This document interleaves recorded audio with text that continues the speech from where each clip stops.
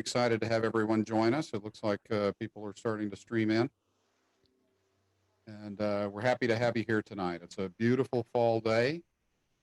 This event is on the council calendar, and so if you go there, you can see the invite, and I encourage you to tell all your scouting friends about it and have them join us on this program call.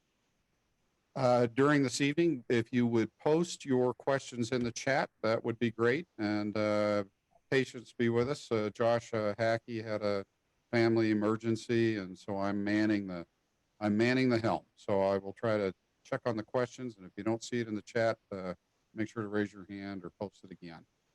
We have with us tonight Pualani Graham, who's the Council Advancement Chair. We're waiting for Mike Perkins, who's the Training Chair. Joe Bouley is with us. He's the Activities and Service Chair, and I'll let him introduce Sheryl and Tim here in just a little bit. Pualani, would you like to go ahead and say a few words and maybe talk about Eagle extensions and whatever exciting things are happening on the advancement front? Okay, right now we have given out 13 extensions, Eagle extensions, because of COVID. One boy has applied twice, and this is his last time. And then I think I have another one in the works, and 4 of those have already taken place, come to fruition. I feel like our council's doing really well. I mean, there are still some hiccups and there's still some issues out there that I'm having to help these youth with. But I feel like we're moving a lot better than it was at the beginning when everything was just dumped on me. The people that are serving as Eagle coordinators in each of the district are doing a fabulous job, and they always contact me if they have any problems with any of their scouts. We are going to be presenting a Medal of Merit this Saturday in Eagle Mountain from 4 to 6 sometime in the program. I haven't gotten the agenda yet. I believe we're at the beginning of the program, but this was for Chris Sullivan, who's an assistant scoutmaster who saved the life of a boy who was riding a bike and going across a heavy street in Eagle Mountain by the Ridley's grocery store, and thought he could beat the traffic. His friend made it through, he didn't. He ended up flipping over and ending up in the gutter with multiple fractures and contusions and bleeding, and this gentleman stopped, knew exactly what to do, went into action, got people that stopped to help. And even when the paramedics got there, they asked him if he could stay and help until the life flight got there. This gentleman has now also, after this, set up a fundraising in the Eagle Mountain area to help pay for the expenses of his hospital stay, which was quite extensive. He's still not back to full capacity, but he's doing a lot better. He plans to be at this celebration. I am excited to meet him. I've talked to Chris on the phone a few times, great gentleman. And so it should be a nice event. It's going to be at the, they have what they call an amphitheater there. It's just on the left-hand side as you're going into Eagle Mountain, and you can just kind of see this tent thing. Anyway, that's what's going on. We're doing well. Well, fantastic. Thank you for facilitating the merit recognitions, and those are well deserved. And I encourage any units who know of a scout or scout leader who has performed a significant duty like that to submit, and Pualani's committee would be happy to help you figure out that or figure out how to recognize someone else in your unit. Pualani, if somebody wants to or has a need for an Eagle candidate to extend, how do they proceed? What they need to do is either write me or Steve Kaiser, my co-chair, a letter stating why they want the extension and letting us know. I need his name, I need his birth date, I need his mailing address, or he or she, and then we review it, and then he gets a letter in in via email. Thank you. I know Thank you that for that. December 31st is the last day that we can give out any kind of extensions. After that, it'll go to national unless they change their mind again for the third time. Well, But right I'm now, gonna go ahead and put your email in the chat for anybody who might want to get at that. sure, Is that okay? not a problem. I just posted that. So thank you so much, Pualani. Anything You're else? welcome. Nope, we're good. Good deal. We're still waiting for Mike Perkins with training. I can tell you real quick on his behalf that the Bouley trainings have been fantastic. They've been very well attended. We've had a wonderful course of NYLTs and very well attended wood badges. Not near as many courses as you might imagine, but the courses we have had quite a few patrols and been able to accomplish the experience. And the new syllabus has gone fantastic. So it's been a wonderful experience. I encourage anybody who is interested to sign up and strengthen their units. And if you've been through wood badge before, you can certainly sign up again with the new syllabus and have a completely unique and new experience. So look for those dates for next year. They're on the council calendar. Joe, how about if I turn it over to you for some announcements regarding program? Isn't that a wonderful thing with the webinar format? I can say announcements, and if people are singing the announcement song, it's okay. But anyway, Joe, if you can cover announcements and introduce our special guest tonight, that would be great. Okay, sure. Even folks, Joe Bouley with the Activities and Civic Service. Within my committee, I have 8 different chairs. Tonight, we're going to be hearing from 2 of them, the Tim Pruess with the Religious Activities and Sheryl Winterton with the Venturing Officer Association. But before that, I'd just like to cover a few things that happened recently and what we're looking at. Last month, we had the Bike to Bear up in Bear Lake. It was very successful. I think we had like 350 participants. I'd like to thank all the volunteers and the scouts and the, I guess, civilians who participated in that. It was very successful. So we're looking at continuing that next year. We also finally merged our 3 Order of the Arrow lodges into one. So Amadio, I guess is the name of it. And on the 2021 calendar, Ken Jepson, our chair, has fully populated next year's schedule with all kinds of activities that you can look at. International Scouting is another one, and we finally have 2 official international representatives, Paul Jensen down in St. George and Mike Williams up here in Bountiful. So they're official IRs now, and they'll be keeping the council informed on international activities and other opportunities that come up.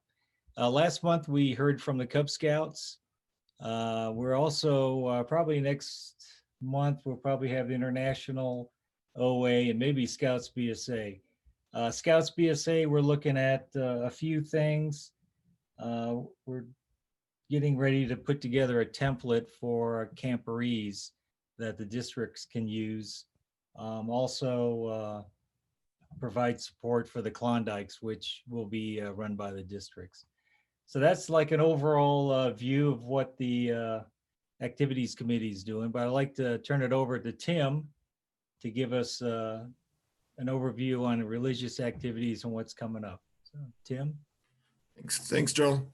Coming up in just a couple of weeks, we have our virtual interfaith hike, and it will be on Friday evening and Saturday morning, November 6th and 7th. And the Friday evening portion will consist of we're not sure how this will all work virtually, but we have a trombone, not necessarily a band, but a trombone ensemble that will play some music. And then we'll have a speaker, Charles Dahlquist will speak to us on faith. And then Saturday morning, starting at 8:30, we will have our virtual interfaith hike. We will visit, well, people will be able to register online. We're doing it through Zoom. And as people join in, they will be able to visit 10 different places of worship throughout the state. And it should be an exciting event. We've done these live in the past, and it's been wonderful to go visit the different churches.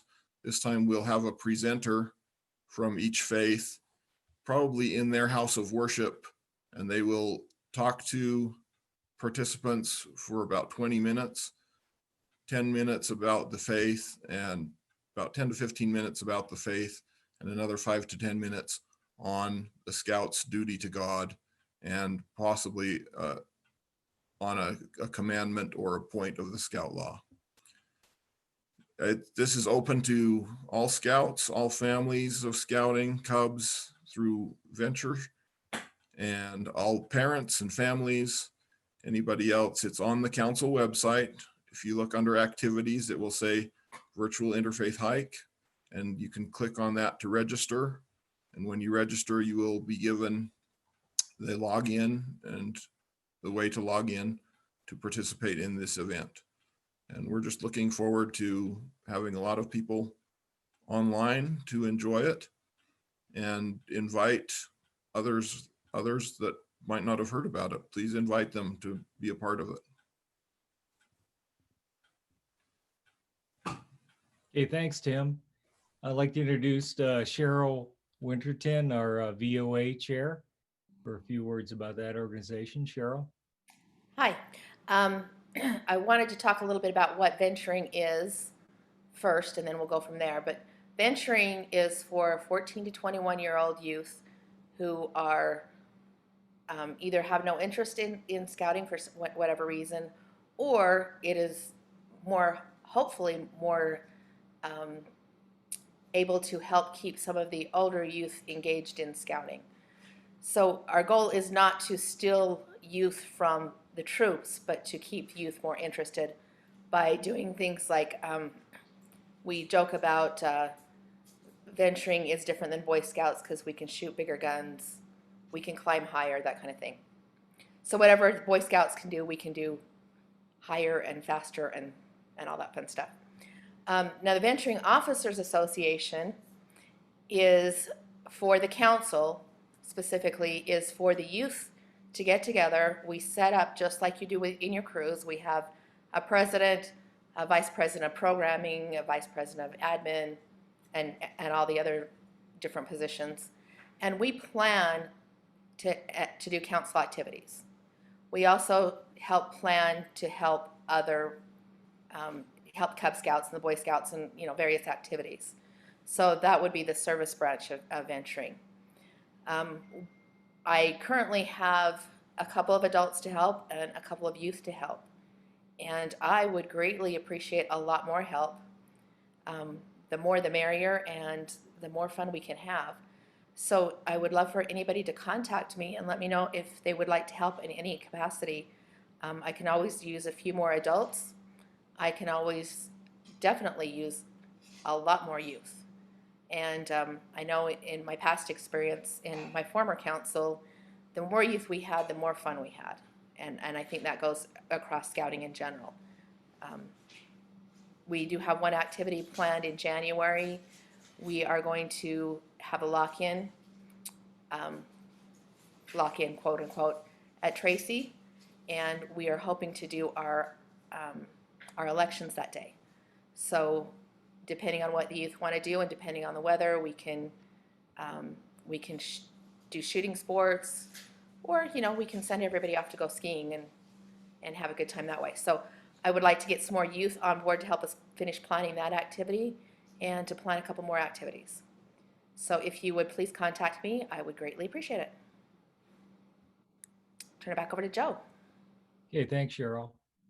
I'd just like to mention one thing about Scouting for Food. Lorna Kochi was supposed to be talking tonight, but she's recovering from COVID, and she's a little bit ill tonight, so prayers for her.